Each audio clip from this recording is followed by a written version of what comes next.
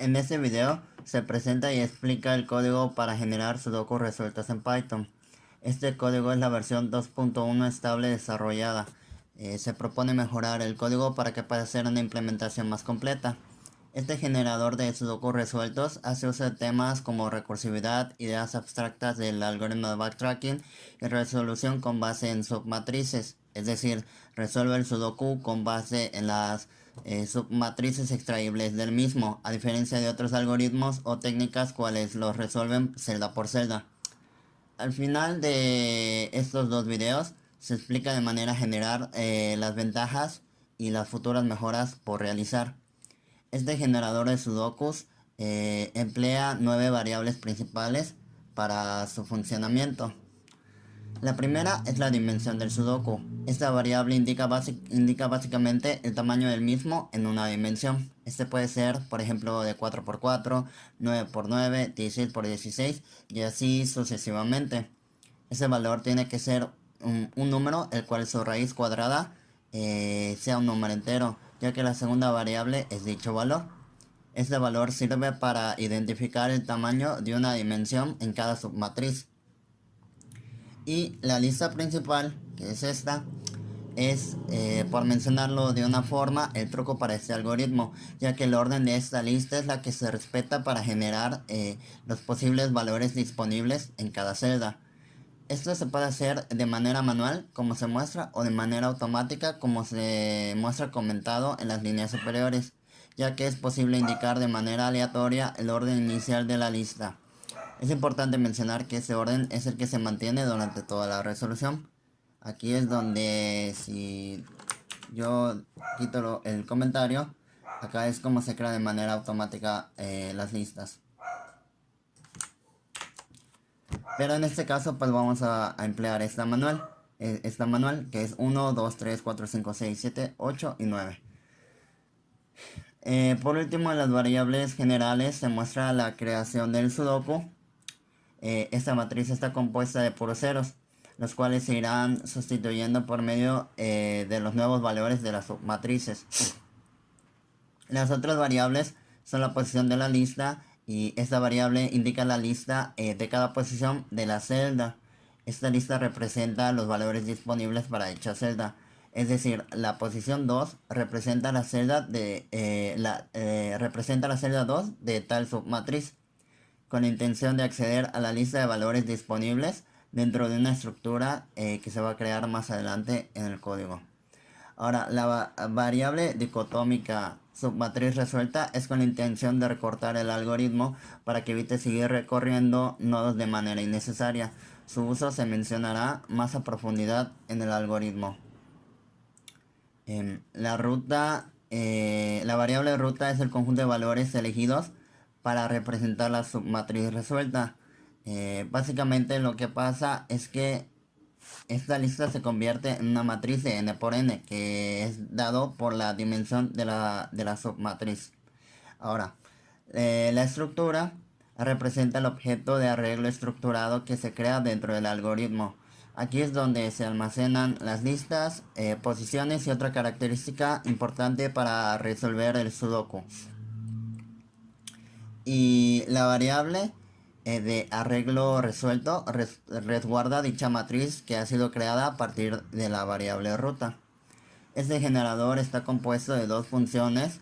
Una es el generador de submatrices, que es esta, y la otra es la función utilizada para invocar el generador de submatrices, que es esta otra. Aunque también realiza otras tareas importantes. Primero se explicará la función de la estructura general, que es esta función es la que se llama para resolver sudoku, con el nombre que es resolver sudoku. Debido a cómo se ha realizado la implementación, es necesario invocar las variables mencionadas dentro de cada función con la palabra reservada global. Eso es para que la función no vaya a crear dichas variables internamente, ya que Python tiene algunas diferencias en cuanto a lógica y la manera en cómo reserva y crea las variables con respecto a otros lenguajes. La primera parte es la iteración de las submatrices. En este caso, Esta se realiza con una estructura de control de flujo iterativa anidada, que son realmente estos dos for, las cuales recorren a partir de 0 hasta el límite de la dimensión del sudoku, haciendo saltos del tamaño del subarreglo. Como ejemplo, en un sudoku de 4×4, estas posiciones serían 0,0, 0,2, 2,0 y 2,2. Es decir, que en cada iteración de la segunda estructura comienza en el primer valor de la submatriz. Se puede observar en la impresión que la lógica empleada para obtener la estructura de la submatriz, ahí es cuando se usan esos valores que han sido saltados en las iteraciones. Es por ello que se hacen los saltos. En resumen, la estructura del sudoku sigue siendo por celdas, pero nosotros la hemos adaptado para que sea por submatrices. Aquí es donde se muestra cómo se imprime parte del arreglo del sudoku, que es lo que se menciona. A continuación se crea la lista de valores disponibles, que es esta parte. Esta lista contendrá los valores disponibles para cada celda y se inicializa la variable submatriz resuelta. Esto es porque Python no permite la creación interna de la variable, ya que el conflicto ocurre cuando es utilizada en la otra función. Aún así, esta variable se tiene que reinicializar en cada iteración de la segunda estructura de flujo, o sea, justamente acá, debido a que indica un nuevo subarreglo. De nuevo, se hace uso de otras dos estructuras realmente similares a las mencionadas, pero estas están adaptadas para iterar cada celda de la submatriz. Es decir, acá se itera cada submatriz y acá cada pues celda de cada submatriz. En cada iteración de esta segunda estructura se crea la variable de valores recuperados, que es justamente esta. Lista cual almacena los valores que han sido ocupados de forma horizontal y vertical en toda la estructura del sudoku. Cabe mencionar que esto es por cada celda. En las siguientes líneas de código no comentadas se realiza la extracción de estos valores, que son esta acá y acá. En la primera lista, el uso de la variable j es para indicar la posición de la fila y los dos puntos indican que se quiere extraer todas las columnas. La condicional indica que solo es necesario recuperar los valores que sean superiores a 0, pues los ceros hacen referencia a que no hay valores en dicha celda. Es decir, por ejemplo, cuando se comienza el sudoku, pues está completo de ceros.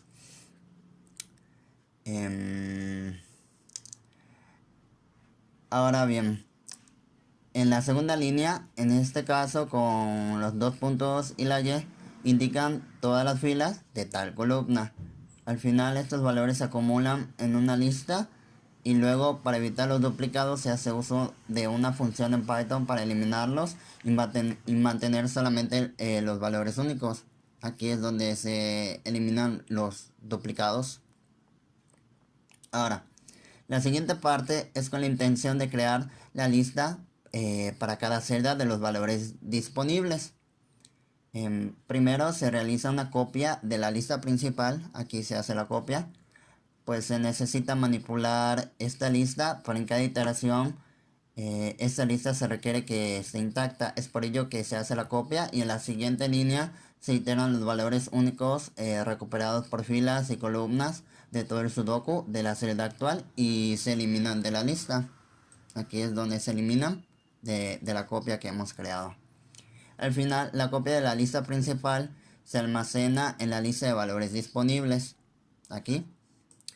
Y todo este proceso se realiza por celdas, es decir, durante la ejecución de las segundas dos estructuras de control de flujo iterativas mencionadas. Después de terminar con la iteración de las celdas de la submatriz actual, se crea el arreglo estructurado, el cual almacena toda la información recopilada del sudoku. Aquí es donde se crea. Esta estructura de NumPy tendrá la posición de la lista, esto por cada lista, Y recordad que la cantidad de listas existentes siempre será igual a la dimensión del sudoku. Cada posición indicando el número de celda tendrá otra característica de lista también, cual representa la propia lista, las que hemos guardado. Y por último, la longitud de la lista. Acá se puede ver la posición, que en este caso, por ejemplo, sería de 0 hasta 9. Acá la lista, que son las que hemos almacenado justamente acá. Y la longitud de cada lista. Esta variable longitud no se hace uso todavía, pero su importancia reside en la aplicación del ordenamiento con base en esta variable, o sea que se ordene la estructura con esta variable para la reducción del recorrido para encontrar las soluciones de las submatrices. Esto se verá en futuras versiones cuando ya tendrá verdadera importancia. Después de esto, se inicializa la variable posición de lista y la variable ruta. Aquí. Esto se hace en cada nueva submatriz iterada y la variable dicotómica para conocer si el arreglo ha sido resuelto es configurada a falso. Pues hasta este momento no se ha resuelto algún subarreglo, por lo tanto pues tiene que ser falso. Luego se invoca la segunda función llamada generar submatriz. Antes de comenzar con su explicación, se menciona que una vez concluida su ejecución, una vez que retorne, la siguiente línea de código asigna esa submatriz resuelta en las posiciones del sudoku. Aquí. Estas posiciones siempre son obtenidas por medio del uso de las primeras dos estructuras del control de flujo anidadas, cuales se mencionaron al principio de esta función. Y las posiciones son las mismas que se usaron en un principio para recuperar el subarreglo.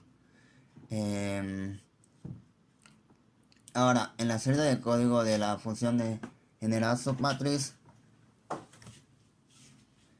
se puede ver la inicialización de una variable contador.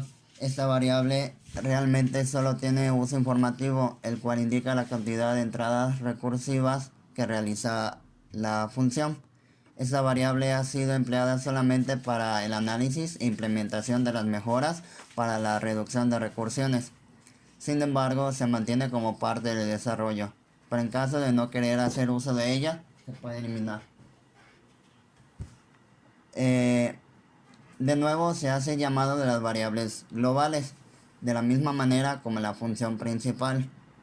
Se incrementa el contador y se evalúa la condición de que si el arreglo ha sido resuelto. En caso contrario, entrará en la estructura de la condición.